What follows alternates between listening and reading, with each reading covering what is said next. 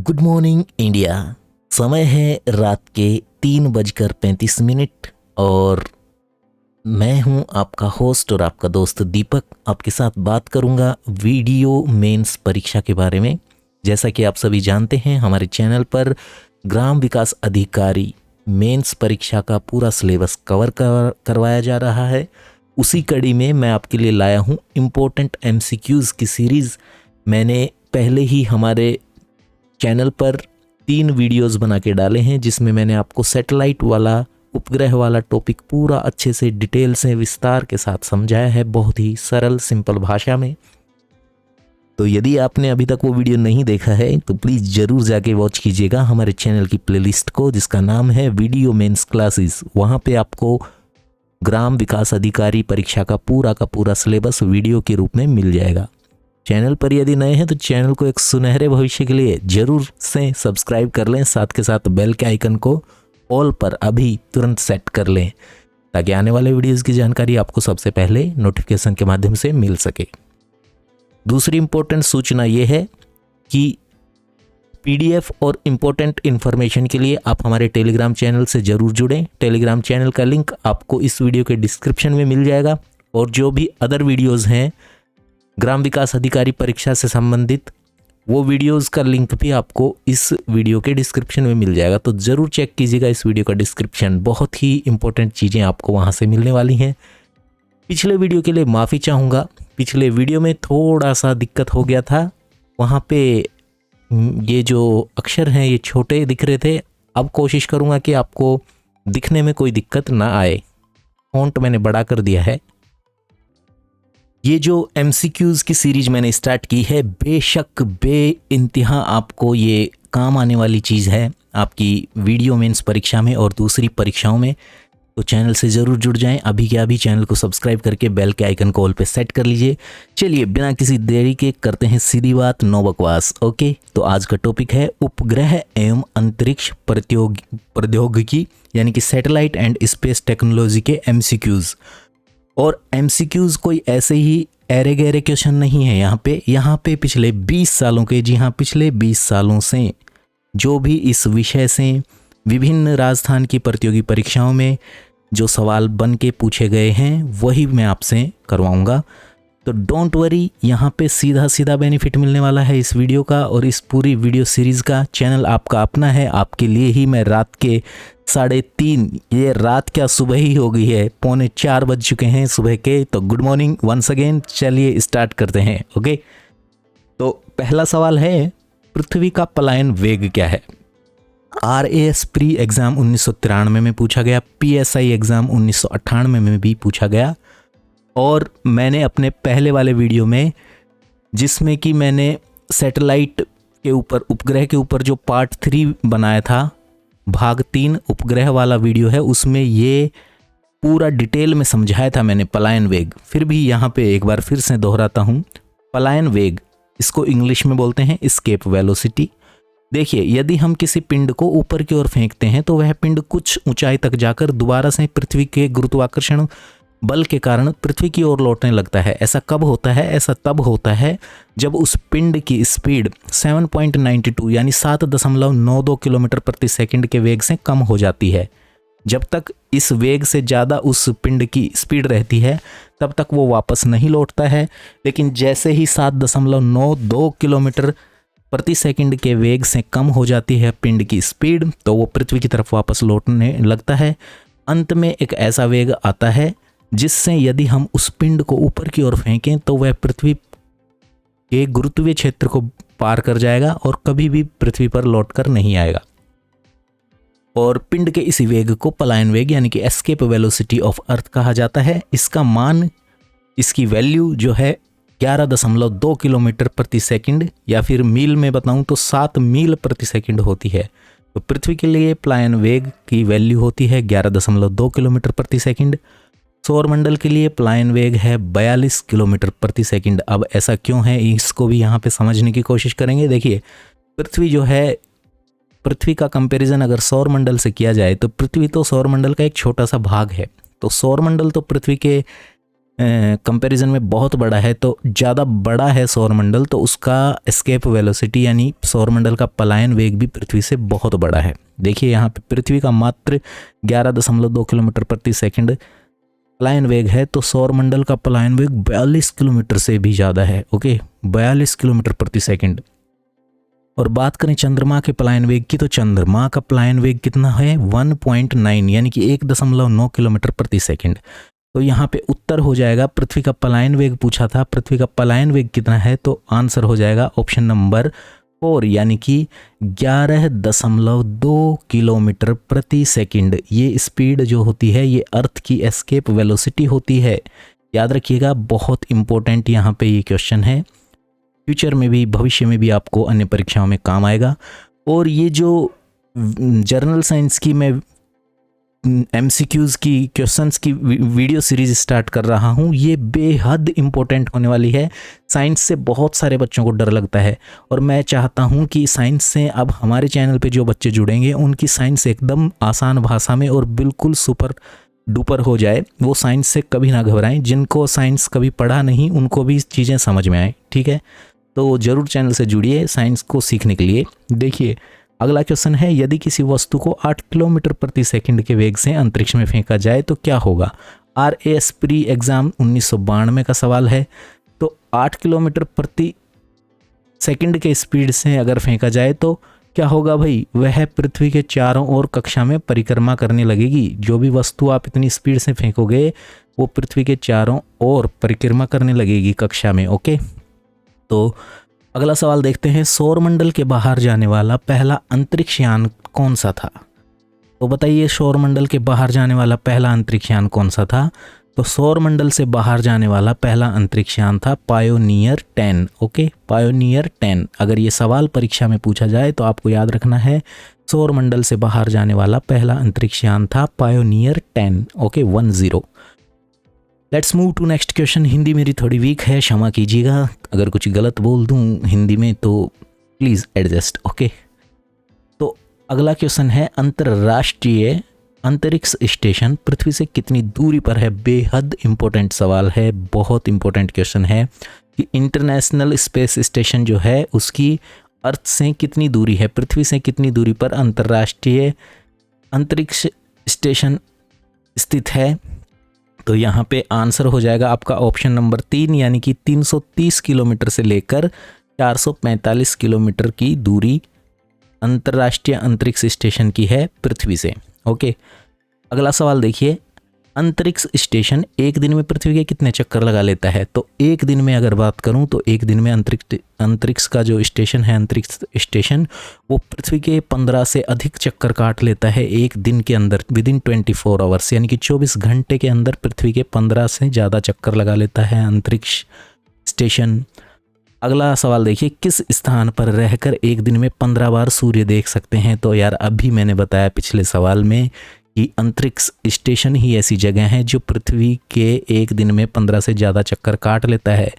तो भाई साहब 15 बार सूर्य देखना है तो आपको कहाँ जाना पड़ेगा, अंतर्राष्ट्रीय अंतरिक्ष स्टेशन पर जाना पड़ेगा, क्योंकि वो ही एक ऐसा पिंड है जो कि पृथ्वी के चारों ओर 15 से ज़्यादा बार घूमता है। और जब 15 से ज़्यादा बार घूमेगा तो 15 बार ही उसको सूर्य उदय देखने को मिलेगा। तो सेकंड आंसर हो जाएगा इस सवाल का। नेक्स्ट क्वेश्चन देखिए, भारतीय अंतरिक्ष कार्यक्रम का पिता किसे कहा जाता है। वेरी इंपॉर्टेंट, बेहद इंपॉर्टेंट सवाल है, PSI एग्जाम 2011 का ये सवाल है।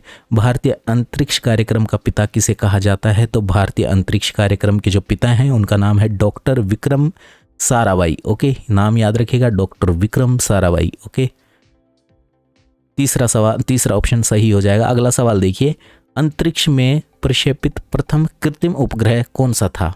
Very important question, again PSI exam 2002 में पूछा गया था ये सवाल कि अंतरिक्ष में प्रक्षेपित प्रथम कृत्रिम उपग्रह, आर्टिफिशियल सैटेलाइट पहला कौन सा था जिसको अंतरिक्ष में लॉन्च किया गया। तो उस सैटेलाइट का नाम था स्पुतनिक 1। Okay, Sputnik 1। स्पुतनिक 1 व्याख्या देखिए, मानव निर्मित प्रथम उपग्रह स्पुतनिक 1 था तथा इसे 4 अक्टूबर यानी कि गांधी जी के जन्मदिन के 2 दिन बाद 4 अक्टूबर 1957 में सोवियत संघ द्वारा सफलतापूर्वक प्रक्षेपित किया गया था। ओके, 4 अक्टूबर 1957 गांधी जी का जन्मदिन का ईयर क्या था वो मुझे बताइए आप कमेंट करके। देखता हूँ कितनी पढ़ाई करते हैं आप, कौन कौन सही जवाब देता है।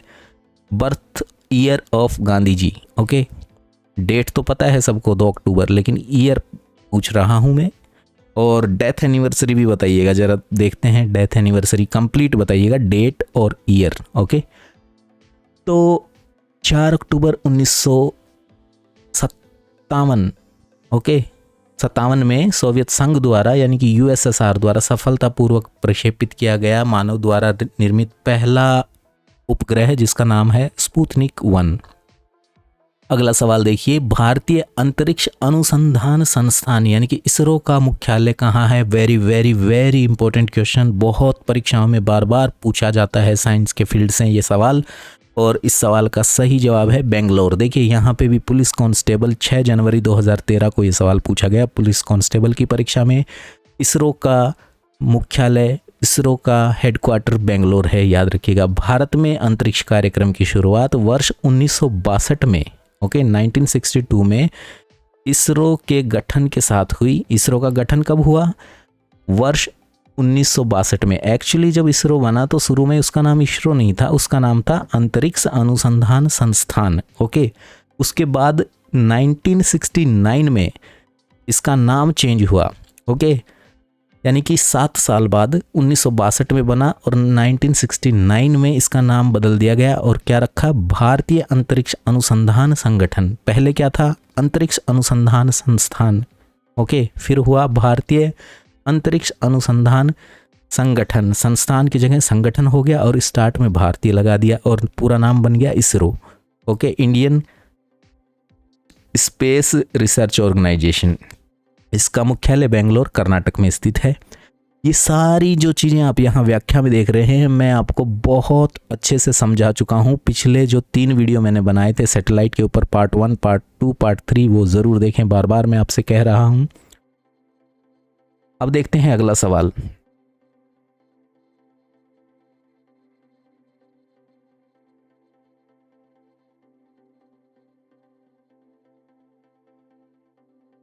एक मिनट, रुक नहीं रहा है पेज।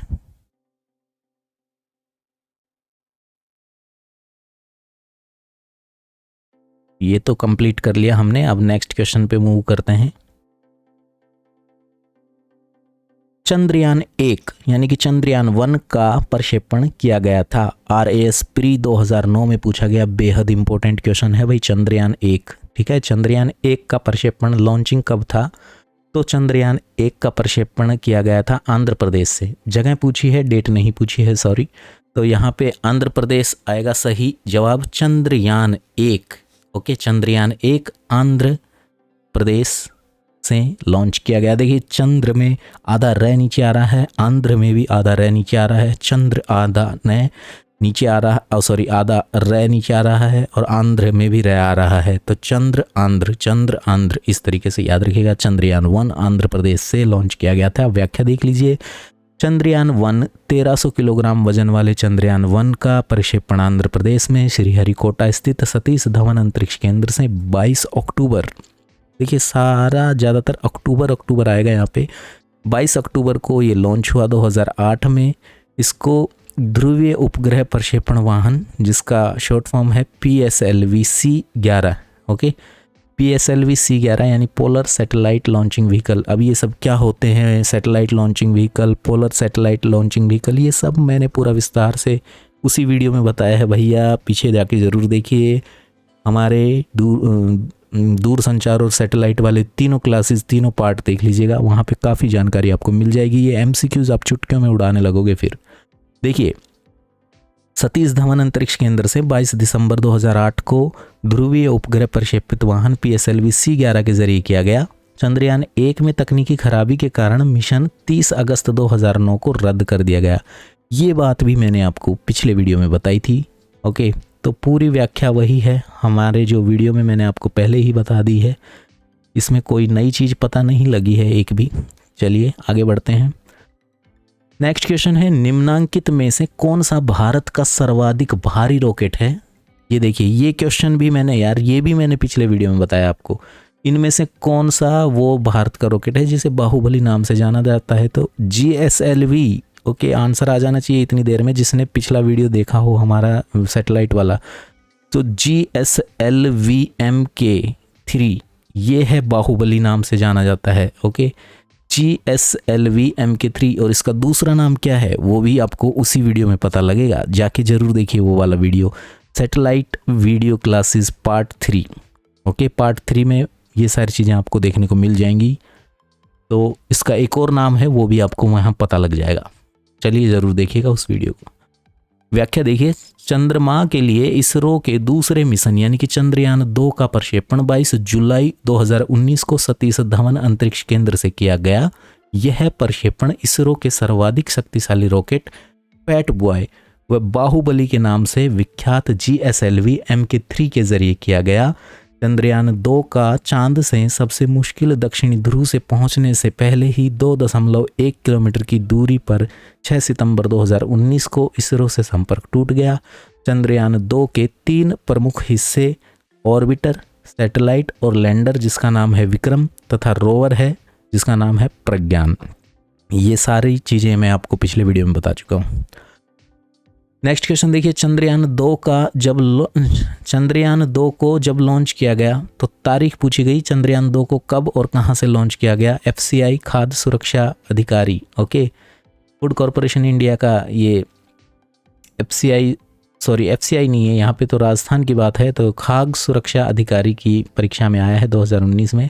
चंद्रयान 2 को कब लॉन्च किया गया? तो अभी पीछे व्याख्या में आपने पढ़ा जस्ट 1 सेकंड पहले।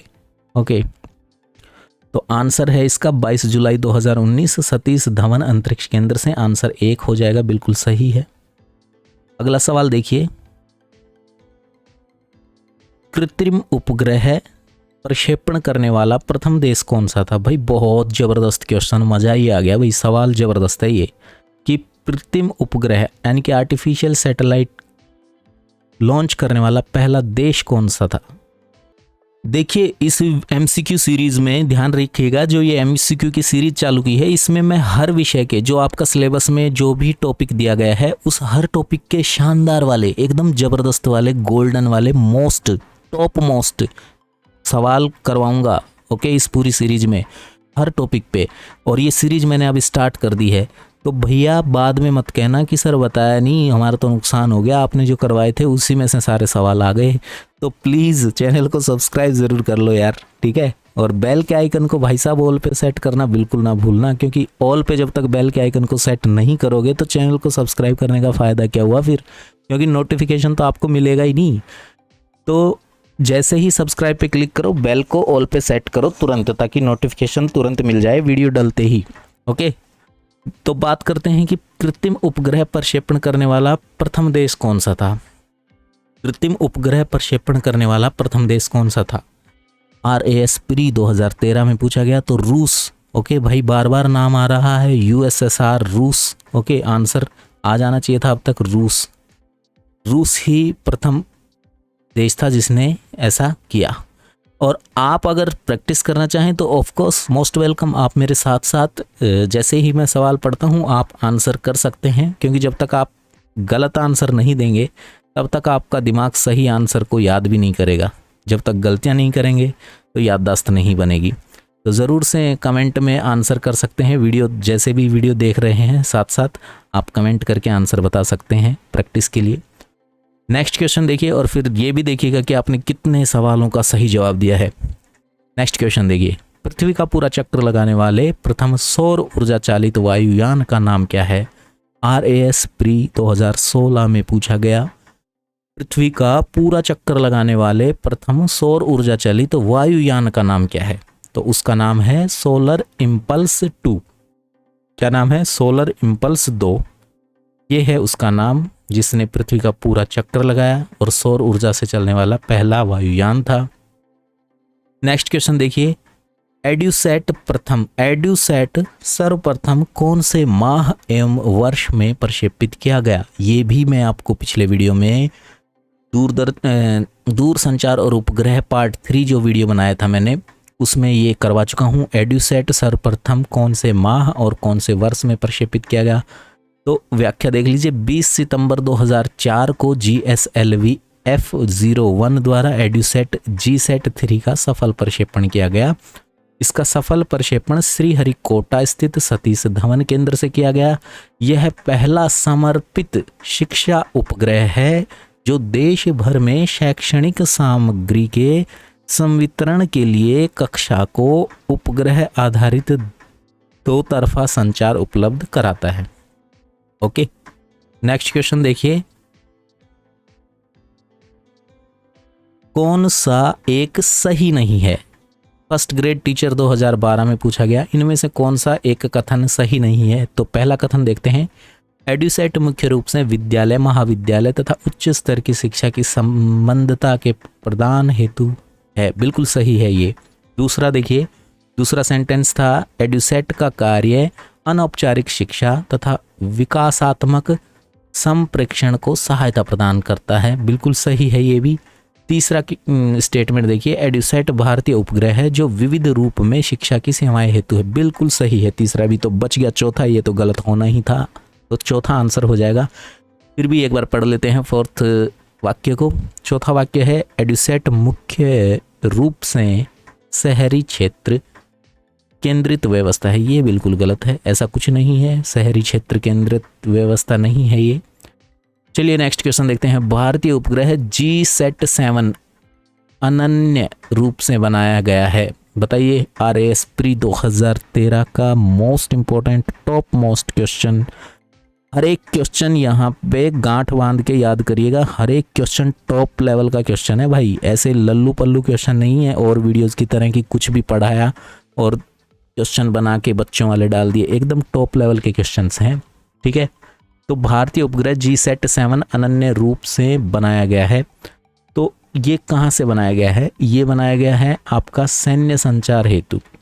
ओके, GSAT 7 जो है ये आर्मी के कम्युनिकेशन हेतु, सैन्य संचार हेतु बनाया गया है। व्याख्या देख लीजिए, GSAT 7 भारत का संचार उपग्रह है जिसका प्रक्षेपण विशेषतः सेना के उपयोग के लिए किया गया है। यह नौसेना की विभिन्न जरूरतों के कार्यान्वयन के लिए एक प्लेटफॉर्म की तरह काम करेगा तथा यह सुरक्षित रूप से नौसेना के युद्धक एवं विध्वंसक जलपोतों, पनडुब्बियों, विमानों तथा भूमि पर स्थित कमान के बीच सही समय पर समन्वय स्थापित करेगा। ओके, चलिए आगे बढ़ते हैं। नेक्स्ट क्वेश्चन देखिए, यदि दो आदमी चंद्रमा की सतह पर बातचीत करते हैं तो वे आगे पढ़िए। पहला कथन है, चंद्रमा पर एक दूसरे की आवाज को पृथ्वी की तुलना में बहुत देर बाद सुन सकेंगे। दूसरा कथन, चंद्रमा पर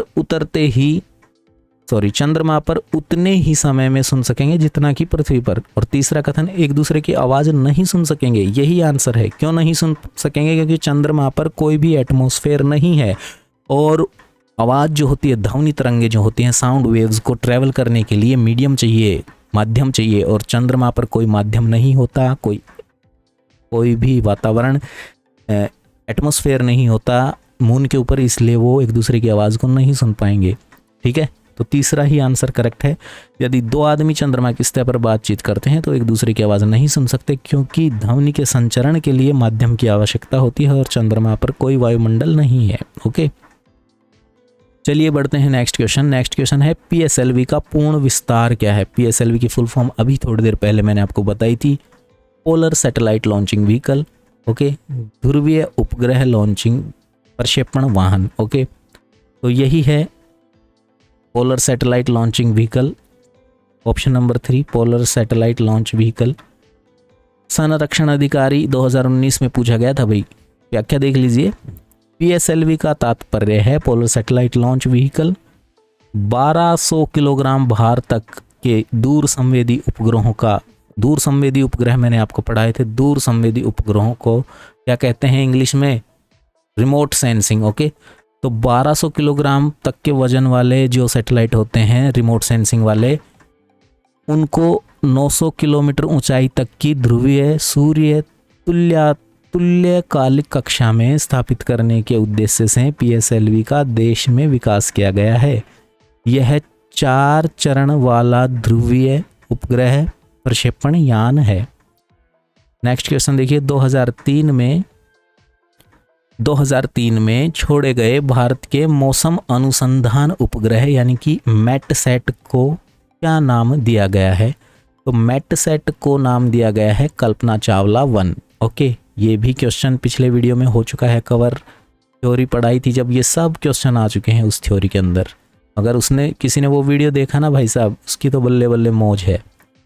देखिए, 2003 में छोड़े गए भारत के मौसम अनुसंधान उपग्रह मैटसैट को नया नाम दिया गया, तो क्या नाम दिया गया था? कल्पना 1। ओके, अब व्याख्या देखिए, भारतीय अंतरिक्ष अनुसंधान संगठन यानी इसरो द्वारा निर्मित मौसम वैज्ञानिक उपग्रहों की श्रृंखला को पहले उपग्रह कल्पना 1 को ध्रुवीय उपग्रह प्रक्षेपण यान द्वारा श्रीहरिकोटा से 12 सितंबर 2002 को प्रक्षेपित किया गया था।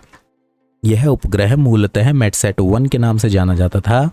फरवरी 2003 में तत्कालीन भारतीय प्रधानमंत्री श्री अटल बिहारी वाजपेयी द्वारा यूएस स्पेस शटल कोलंबिया दुर्घटना में मारी गई भारतीय मूल की अमेरिकी अंतरिक्ष यात्री कल्पना चावला के नाम पर इसे कल्पना 1 के रूप में पुनः नामित किया गया। ओके, चलिए आगे बढ़ते हैं और नेक्स्ट क्वेश्चन देख लेते हैं। नेक्स्ट क्वेश्चन है आपका,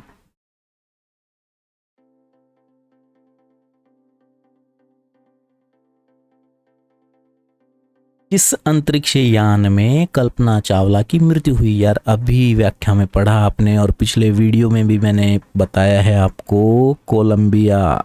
ओके, तो आंसर हो जाएगा 3, कोलंबिया यान में। अगला सवाल देखिए, भारत में समस्त अंतरिक्ष यान प्रचालन का मर्म केंद्र MCF मास्टर कंट्रोल फैसिलिटी, ये भी मैं पढ़ा चुका हूँ दोस्तों। सैटेलाइट की जो मैंने 3rd कक्षा ली थी, तीसरी कक्षा में ये पढ़ा चुका हूँ। मास्टर कंट्रोल फैसिलिटी का मुख्यालय कहाँ है? तो भाई साहब, मास्टर कंट्रोल फैसिलिटी का मुख्यालय कहाँ है? हासन, कर्नाटक में। ओके, हासन कर्नाटक में है। व्याख्या देखिए, भारतीय अंतरिक्ष अनुसंधान संगठन यानी इसरो द्वारा कर्नाटक राज्य के हासन शहर के मुख्य नियंत्रण सुविधा यानी कि मास्टर कंट्रोल फैसिलिटी स्थापित की गई है। इसके अतिरिक्त इसरो द्वारा वर्ष 2005 में स्थापित एक अन्य मुख्य नियंत्रण सुविधा भोपाल में भी स्थित है। Very good. अगला सवाल देखते हैं, Aditya L1। Okay, Aditya L1 क्या है? तो आदित्य L1 जो है ये एक इसरो का सौर मिशन है। ओके, इसरो का सन मिशन है। तो पहला ऑप्शन सही जवाब हो जाएगा इस सवाल का। नेक्स्ट क्वेश्चन देखिए, व्याख्या भी देख लीजिए। आदित्य 1, इसके साथ ही इसरो सूर्य की कक्षा में एक उपग्रह बनाने की योजना बना रहा है।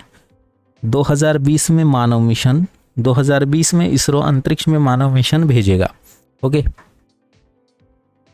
नेक्स्ट क्वेश्चन देखिए, 15 फरवरी 2017 को भारतीय अंतरिक्ष अनुसंधान संगठन यानी इसरो ने सतीश धवन स्पेस सेंटर श्रीहरिकोटा से रिकॉर्ड 104 सैटेलाइट्स का सफलतापूर्वक प्रमोशन प्रक्षेपण किया।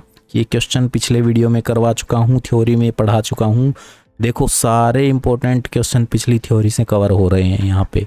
अभी तक एक क्वेश्चन ऐसा भी नहीं आया जो पिछले वीडियो में, पिछली थ्योरी में कवर ना हुआ हो। ठीक है, तो भाई साहब जरूर देखें उस वीडियो को, बहुत अच्छा वीडियो था वो। सैटेलाइट का पार्ट 3, पार्ट 1, पार्ट 2, विशेषकर पार्ट 1 और पार्ट 3 तो ज़रूर देखें। तो आंसर होगा ऑप्शन नंबर 3, PSLV C-37। इस सैटेलाइट लॉन्चिंग व्हीकल का यूज़ किया गया था। 104 सैटेलाइट्स को छोड़े गए थे एक साथ, 104 सैटेलाइट लॉन्च किए गए थे PSLV C-37 द्वारा। ओके, नेक्स्ट क्वेश्चन देखते हैं, पृथ्वी का अपनी अक्ष के प्रति घूर्ण क्या होता है? तो भाई साहब, पृथ्वी अपने अक्ष पर घूमती है तो दिशा होती है पश्चिम से पूर्व की ओर। ओके, अब ये ज्योग्राफी का कॉन्सेप्ट है, बहुत ही अच्छा कॉन्सेप्ट है। पश्चिम से पूर्व की ओर घूमती है। ठीक है, इसको किसी ज्योग्राफी वाले वीडियो बनाऊंगा तब आपको समझाने की कोशिश करूंगा, अभी आप याद कर लीजिए। वेस्ट से ईस्ट की साइड घूमती है पृथ्वी अपने एक्सिस पर, अपने अक्ष पर। पृथ्वी का घूर्ण की दिशा क्या है? पश्चिम से पूर्व। ओके, महिला पर्यवेक्षक 2019 का सवाल, काफ़ी अच्छा सवाल, ज़बरदस्त क्वेश्चन है। नेक्स्ट क्वेश्चन देखिए, भारत में अंतरिक्ष विज्ञान कार्यक्रमों के विकास के लिए जिम्मेदार एजेंसी कौन है? तो ये क्वेश्चन भी काफ़ी अच्छा है। इसका नाम है इसरो, बार बार आ रहा है, लगभग हर सवाल में इसरो का जिक्र हो रहा है। इसका मुख्यालय है आपका बेंगलोर में। 1962 में अंतरिक्ष अनुसंधान संस्थान के नाम से बनाया गया, फिर 7 वर्ष बाद यानी कि 1969 में नाम बदलकर भारतीय अंतरिक्ष अनुसंधान संगठन यानी कि इसरो कर दिया गया। नेक्स्ट क्वेश्चन देखिए, मेनका एक उपकरण जो पहले भारतीय मंगल ऑर्बिटर मिशन में उड़ा था, मूल रूप से एक रिक्त स्थान स्पेक्ट्रोमीटर है। LDC 2018 का ये सवाल, तो इसका आंसर है 4, ऑप्शन नंबर 4 यानी कि द्रव्यमान। ओके, द्रव्यमान स्पेक्ट्रोमीटर है, मास स्पेक्ट्रोमीटर है। नेक्स्ट क्वेश्चन देखिए, निम्न में से कौन सा शैक्षणिक उद्देश्य के लिए प्रक्षेपित एक भारतीय विश्वविद्यालय उपग्रह नहीं है? निम्न में से कौन सा शैक्षणिक उद्देश्य के लिए प्रक्षेपित एक भारतीय विश्वविद्यालय उपग्रह नहीं है? LDC एग्जाम 2018 में पूछा गया और सही जवाब था ऑप्शन नंबर 4 सरल। ओके, प्रथम भी है, PSET भी है और स्वयं भी है, लेकिन सरल जो है ये नहीं है ही पूछा गया था, तो सैटेलाइट सरल जो है ये नहीं है और आंसर यही है ऑप्शन नंबर 4 सरल। नेक्स्ट क्वेश्चन देखिए, सौरमंडल के बाहर भेजा गया प्रथम अंतरिक्ष यान। यार ये अभी क्वेश्चन इसी वीडियो में थोड़ी देर पहले ही आया था, फिर से आ गया है LDC एग्जाम 2018 में, और बताया था मैंने पायोनियर 10 सौरमंडल में भेजा गया प्रथम अंतरिक्ष यान, पायोनियर 10 के नाम से जाना जाता है उस यान को। अगला सवाल देखिए, निम्न युग्मों पर विचार कीजिए। ओके, RS 2018 का ये क्वेश्चन है। इसरो के केंद्र दिए हैं और स्थान दिया हुआ है। विक्रम साराभाई केंद्र यानी कि VSSC ये त्रिवेंद्र, और दूसरा दे रखा है UR राव उपग्रह केंद्र URSC, तीसरा है राष्ट्रीय सुदूर संवेदन केंद्र यानी कि NRSC, और चौथा है भारतीय सुदूर संवेदन संस्थान IIRS। स्थान दे रखे हैं त्रिवेंद्रम, बेंगलुरु, देहरादून और हैदराबाद। अब देखो इसरो तो आप मैच कर दोगे, मुझे पता है इसरो इसमें दिया नहीं है, लेकिन इसरो को तो मैच कर देते हैं आप बेंगलोर से, तो इसरो इसमें दिया नहीं है। चलिए देखते हैं इसका सही जवाब क्या है, और इसका सही जवाब है आपका ऑप्शन नंबर 1 यानी कि केवल 1 तथा 2 बिल्कुल सही सुमेलित हैं, बाकी गलत हैं। तो 1 तथा 2 देख लेते हैं सही वाले। विक्रम साराभाई अंतरिक्ष केंद्र जो है ये केरल त्रिवेंद्रम में स्थित है, और UR राव उपग्रह बेंगलुरु में है। तो बेंगलुरु में 2 हो गए हैं अभी तक, कर्नाटक में बेंगलुरु में 2 हो गए हैं, एक इसरो और दूसरा UR राव यानी कि URSC, और केरल के त्रिवेंद्रम में विक्रम साराभाई अंतरिक्ष केंद्र है, ये भी याद हो गया होगा आपको। चलिए नेक्स्ट क्वेश्चन देखते हैं, निम्न में से कौन सा सही है? फर्स्ट ग्रेड टीचर 2012 में पूछा गया, निम्न उपग्रहों को भारतीय अंतरिक्ष अनुसंधान संगठन द्वारा छोड़ने से पहले से बाद में क्रम में रखो। कोड नेम यहाँ दे रखा है और यहाँ पे दे रखा है आपको 4 सैटेलाइट्स का नाम। देखिए, इनसेट 1A, फिर कल्पना, फिर एड्यूसेट, फिर GSAT 2। तो सही क्रम क्या है? तो प्रक्षेपण तिथि के हिसाब से जचाना था, तो इसमें सही क्रम आएगा ऑप्शन नंबर 3 यानी कि पहले A, फिर B, फिर D, फिर C। सबसे पहले आएगा INSAT 1A। Okay, INSAT 1A, उसके बाद आएगा आपका कल्पना, फिर आएगा GSAT 2 और लास्ट में आएगा एड्यूसेट। व्याख्या देखिए, प्रक्षेपण तिथि इनसेट 1A को छोड़ा गया 1982 में, कल्पना को 2002 में, GSAT को 2003 में और एड्यूसेट 2004 में। तो ये 2-3 जो सैटेलाइट हैं ये तो आगे पीछे ही छोड़ गए, इनको तो याद कर लीजिए। कल्पना सबसे पहले 2002 में छोड़ा गया, फिर GSAT 2003 अगले साल ही, फिर एड्यूसेट अगले साल 2004 में। तो कल्पना, GSAT और एड्यूसेट ये तो 2, 3 और 4 में लगातार छोड़े गए। बाकी रही बात इनसेट 1A की, तो ये आपका 1982 में ही छोड़ दिया गया था। देखिए नेक्स्ट क्वेश्चन देखिए, 4 अप्रैल 2014 को IRNSS-1B का दूसरा उपग्रह प्रक्षेपित किया गया। फर्स्ट ग्रेड टीचर 2014 का ये सवाल है। 4 अप्रैल 2014 को IRNSS 1B का दूसरा उपग्रह प्रक्षेपित किया गया। वो कौन सा उपग्रह था? तो वो उपग्रह था PSLV C24 द्वारा। अच्छा, ये पूछा गया है कि कौन से प्रक्षेपण वाहन द्वारा छोड़ा गया था, वो प्रक्षेपित किया गया था। तो PSLV C24 द्वारा प्रक्षेपित किया गया था भाई साहब, याद रखिएगा। नेक्स्ट क्वेश्चन देखिए, निम्नलिखित जोड़े सम्मिलित कीजिए। RS प्री एग्जाम 2016 में पूछा गया है सवाल। प्रक्षेपण यान दिए गए हैं, सैटेलाइट्स दिए गए हैं। प्रक्षेपण यान में क्या क्या दिया गया है? SLV-3 सैटेलाइट लॉन्चिंग व्हीकल 3 दिया गया है, ASLV दिया गया है, PSLV दिया गया है और GSLV दिया गया है। इधर सैटेलाइट्स में चंद्रयान 1, रोहिणी, SROS-C और एड्यूसैट दिए गए हैं। और मैच करना था कि किसको कौन से प्रक्षेपण यान के द्वारा लॉन्च किया गया था। तो यहाँ पे ऑप्शन 4 इस सवाल का सही जवाब है, यानी कि जो SLV-3 था, उपग्रह प्रक्षेपण यान 3, SLV-3 सैटेलाइट लॉन्चिंग व्हीकल 3, ये यूज़ किया गया था आपका रोहिणी के लिए, ठीक है। उसके बाद में आपका आया संवर्धित उपग्रह प्रक्षेपण यान यानी कि ASLV augmented satellite launching vehicle, इसको यूज़ किया गया आपका SROS-C के लिए। फिर ध्रुवीय उपग्रह प्रक्षेपण यान यानी कि PSLV polar satellite launching vehicle, इसको यूज़ किया गया था चंद्रयान 1 के लिए। और लास्ट है भू समकालिक उपग्रह प्रक्षेपण यान यानी कि GSLV जो है ये आपका एड्यूसैट के लिए यूज़ किया गया था। ओके, वीडियो से संबंधित कोई भी दिक्कत परेशानी सुझाव हो जरूर कमेंट करिए, मुझे बेहद खुशी होगी आपका कमेंट का रिप्लाई करते हुए। ओके, नेक्स्ट क्वेश्चन देखिए, व्याख्या। अग्नि सतह से सतह पर मार करने, ये व्याख्या तो दूसरे क्वेश्चन की आ गई कहीं पे, देखते हैं क्या हो गया है गड़बड़ थोड़ा सा कहीं, just wait let me check it out. तो ओके, ये सही है पेज तो, आई थिंक बीच में कुछ गायब है, चलिए कोई बात नहीं, फिर भी हम इस व्याख्या को एक बार पढ़ लेते हैं, हमें कुछ ना कुछ नॉलेज ही मिलेगा। देख लेते हैं। अग्नि जो है सतह से सतह पर मार करने वाली बैलिस्टिक मिसाइल है, बिल्कुल सही। यह भारत की दीर्घ परास मिसाइल है, ये भी सही।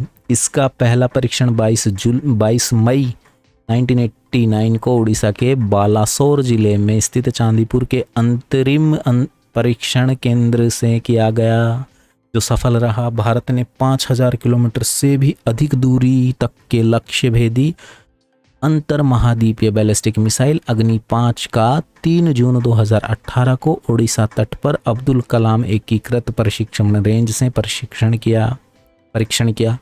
अमेरिका को छोड़कर पूरा एशिया, अफ्रीका और पूरा यूरोप ओके भारत के दायरे में होगा। अमेरिका को छोड़ दो, बाकी पूरा एशिया, अफ्रीका और पूरा का पूरा यूरोप इस मिसाइल के दायरे में है। भारत की इस सबसे ताकतवर मिसाइल की रेंज में पूरा पाकिस्तान, पूरा अफगानिस्तान, इराक, ईरान और करीब आधा यूरोप आता है। अग्नि 5 चीन, रूस, मलेशिया, इंडोनेशिया और फिलीपींस तक टारगेट पर निशाना लगा सकती है। उल्लेखनीय है कि अग्नि 4 मिसाइल का परीक्षण 2 जनवरी 2017 को किया गया। इसकी मारक क्षमता 4000 किलोमीटर है। अग्नि 1, 2 व 3 को सेना को सौंपा जा चुका है। अग्नि 4 व 5 अभी परीक्षण के दौर में है। देखिए यहाँ पे मिसाइल का नाम दिया गया है, अग्नि 1, अग्नि 2, अग्नि 3, अग्नि 4 और अग्नि 5। मारक क्षमता किलोमीटर में दी गई है। अग्नि 1 केवल 700 किलोमीटर, अग्नि 2 2500 किलोमीटर, अग्नि 3 3000 किलोमीटर, अग्नि 4 4000 किलोमीटर और अग्नि 5 5000 किलोमीटर। ये इनकी मारक क्षमता है। हथियार ले जाने की कैपेसिटी, गोला बारूद टन में कितना वजन बारूद गोला हथियार ले जा सकती हैं ये मिसाइलें। देखिए अग्नि 1 1000 टन ले जा सकती है, अग्नि 2 भी 1000 टन ले जा सकती है, लेकिन अग्नि 3 1500 टन और बाकी सारी अग्नि 3 के बाद 4 5 सारी 1500 टन का पेलोड वार हेड ले जा सकती हैं, हथियार ले जा सकती हैं। अब देखिए लंबाई में बात करें, मिसाइल की लंबाई कितनी थी, तो अग्नि 1 15 मीटर की थी, अग्नि 2 20 मीटर की, अग्नि 3 फिर 16 मीटर की हुई, अग्नि 4 फिर 20 मीटर की हो गई, अग्नि 5 फिर 17 मीटर की हुई। ओके, ये इनके बारे में डिटेल है मिसाइल्स के बारे में, अग्नि 1 2 3 और 5 के बारे में। नेक्स्ट क्वेश्चन देखिए, निम्नलिखित में से कौन से युद्धक टैंक हैं? युद्धक टैंक बताने थे, RASPRE 2013 का ये सवाल है। युद्धक टैंक बताने थे भाई साहब, युद्धक टैंक, तो युद्धक टैंक हैं अर्जुन और T-72, T-72 और अर्जुन। पहला जो ऑप्शन है सही जवाब है, T-72 और अर्जुन युद्धक टैंक है। व्याख्या देखिए, अर्जुन ये क्या है, DRDO द्वारा विकसित इस युद्धक टैंक का वजन 56.5 यानी कि 56.5 टन है। इसकी लक्ष्य भेदन क्षमता 2500 मीटर से अधिक है तथा इसमें लगी 120 mm की तोप के कारण यह 1 मिनट में 8 राउंड फायर कर सकता है। Wow, great, very nice.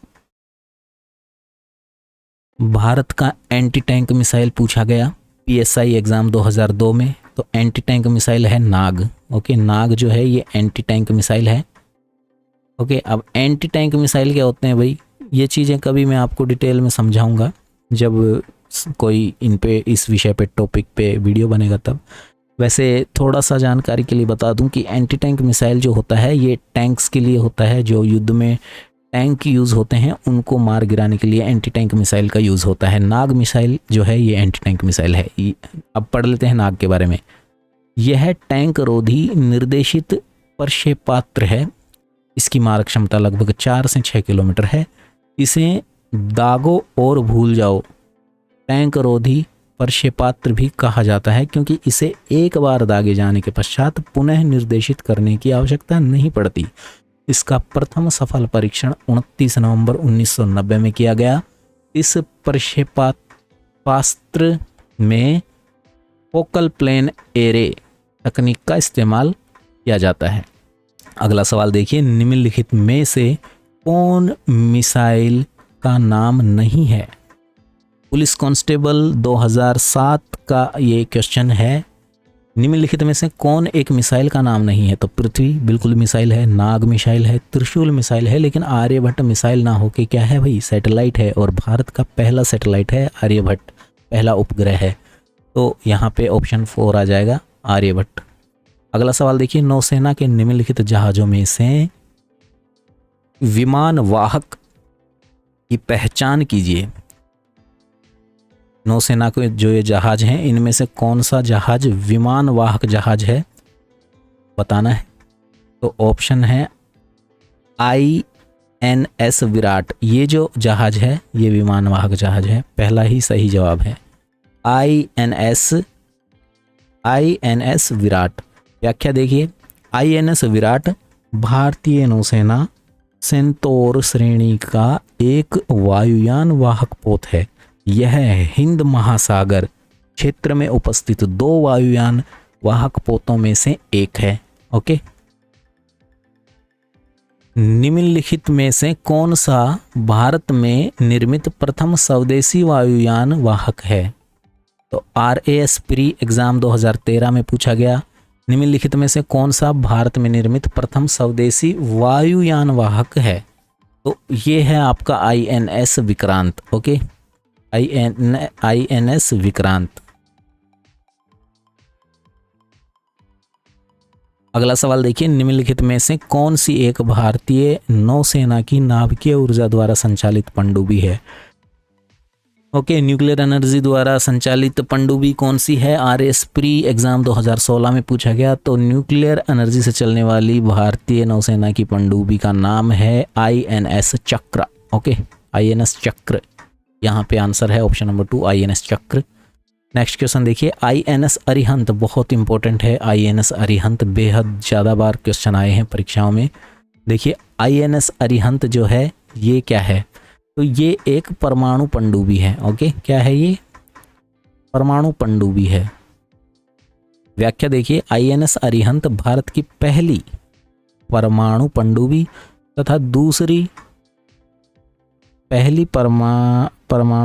तथा दूसरी परमाणु पनडुब्बी INS अरिदमन है।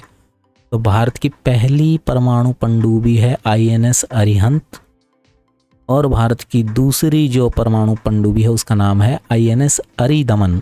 ओके, दोनों याद रखिएगा, पहली और दूसरी। आगे बढ़ते हैं, व्याख्या देख लीजिए। परमाणु ऊर्जा कार्यक्रम के संस्थापक डॉक्टर होमी जहांगीर भाभा थे।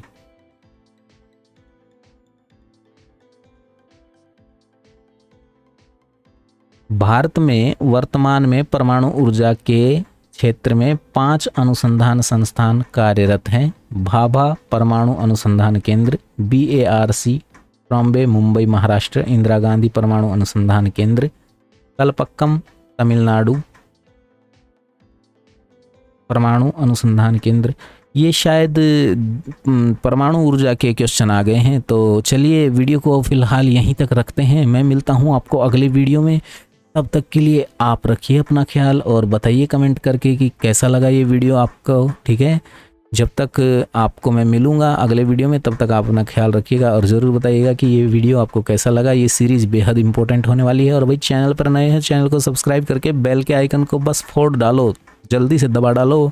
ये जो लाल कलर का नीचे आपको सब्सक्राइब बटन दिख रहा है ना, ये मुझे लाल नहीं दिखना चाहिए, मुझे अच्छा नहीं लगता लाल रंग, इसको यार ग्रे कर दो दबा दबा के। और ये जो बेल का आइकन है ना, इसको ऑल पे सेट कर लो। ठीक है, ज़बरदस्त वीडियोज़ आपको मिलने वाले हैं हमारे चैनल के माध्यम से। और अभी तक अगर आप टेलीग्राम चैनल पर नहीं जुड़े हो, टेलीग्राम चैनल को ज़रूर जुड़ जाओ, क्योंकि वहीं से आपको इम्पोर्टेंट PDF और आपको सारी जानकारी वहाँ से मिल जाएगी। चैनल का जो टेलीग्राम चैनल का लिंक आपको इस वीडियो के डिस्क्रिप्शन में मिलेगा। और दूसरी बात यह है कि जो नए वीडियोस आएंगे उनकी नोटिफिकेशन के लिए आपको एक्टिव रहना है बस। ठीक है, तो take care, bye bye, see you in the next video. Till then tata bye bye, शब्बा खैर।